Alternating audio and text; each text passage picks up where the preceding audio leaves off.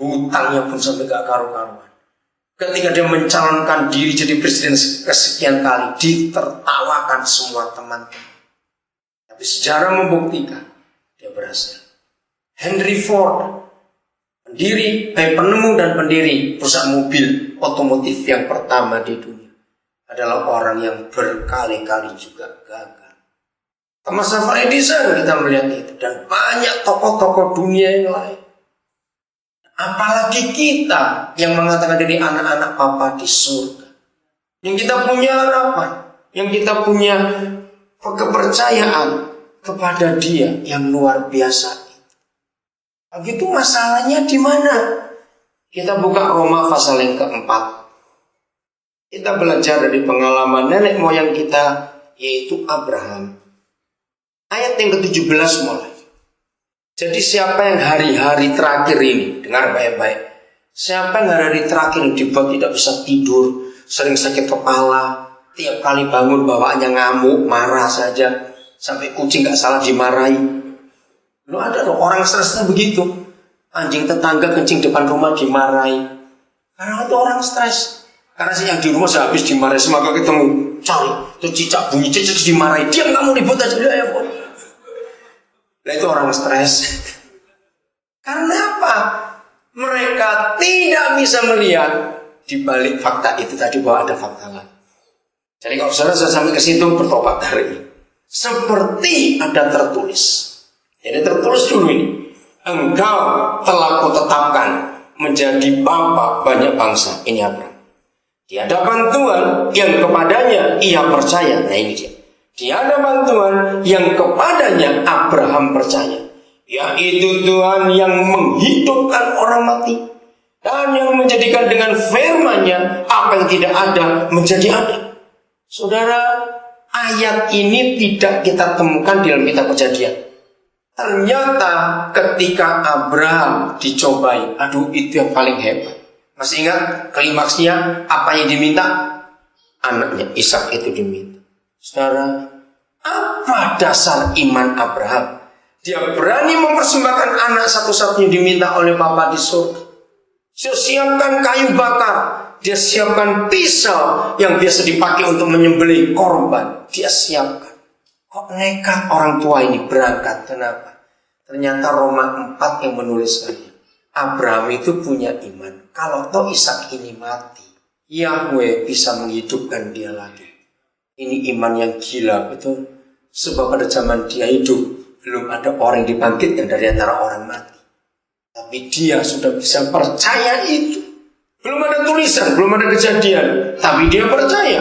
Karena ada tertulis, engkau telah kutetapkan menjadi bapa banyak bangsa. Ayat 18. Sebab, sekalipun, ini menarik setelah itu diteliti, saudara.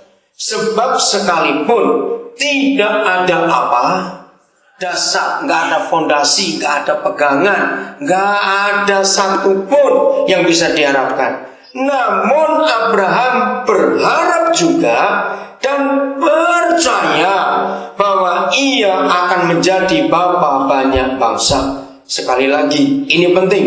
Tolong Alkitab saudara garis bawahi dan catat bagi yang saudara pakai handphone. Dengar ini. Ini kedua kali ditulis bahwa ia akan menjadi bapa banyak bangsa. Menurut apa yang telah difirmankan. Demikianlah banyaknya nanti keturunan. Coba kembali ke ayat 17 dulu. Kalimat pertama, seperti ada apa tertulis. Apa yang ditulis oleh Bapa di surga, engkau telah kutetapkan menjadi bapa banyak bangsa. Kenapa sampai 2 kali diulangi? Seperti yang tertulis, seperti yang dikatakan, difirmankan. Kalau saudara bisa pegang dengan aman, rasa aman, nggak khawatir, kuat, bisa tidur nyenyak. Surat dari notaris yang menjamin hak-hak saudara untuk nggak bisa diganggu-gugat. Kenapa saudara nggak bisa pegang firman lebih hebat dari tulisan notaris itu tadi? Ngerti nggak kata itu? Atau siapa pernah urusan dengan notaris?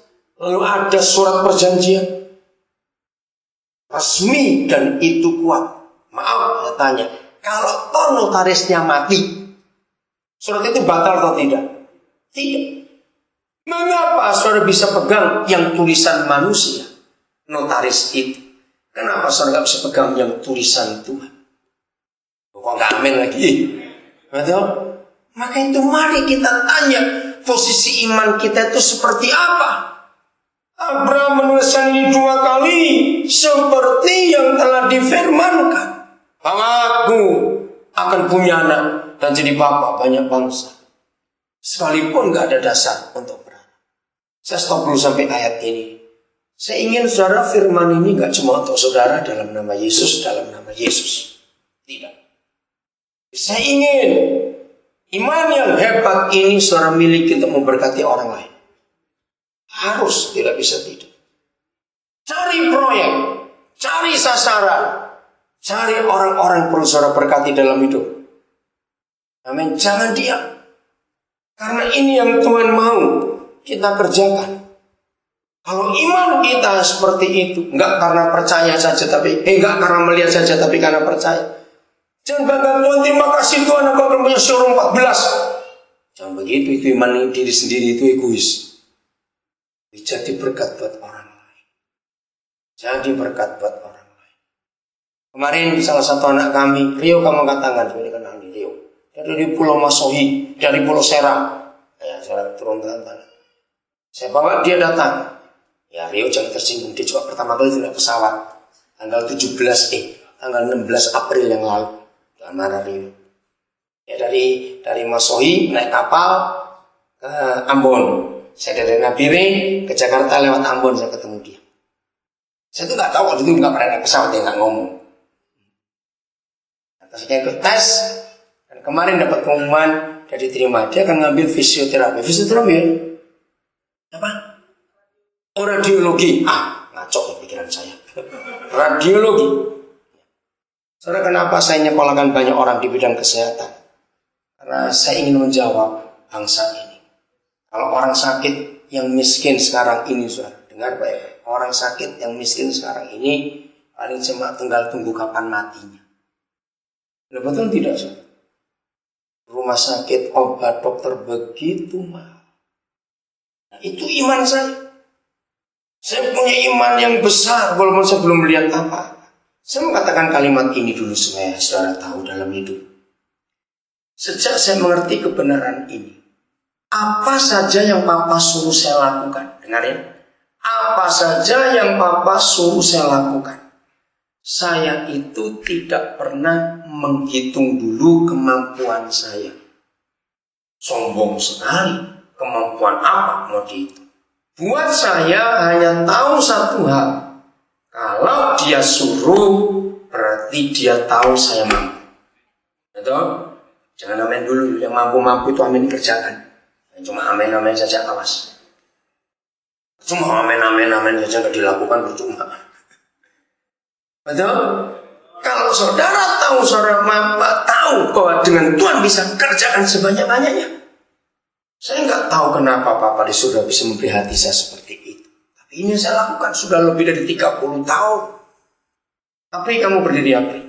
Supaya tahu, saya mau cerita dulu. Apri, ya balik belakang. Ini bukan Tionghoa, ini Dayak asli, saudara.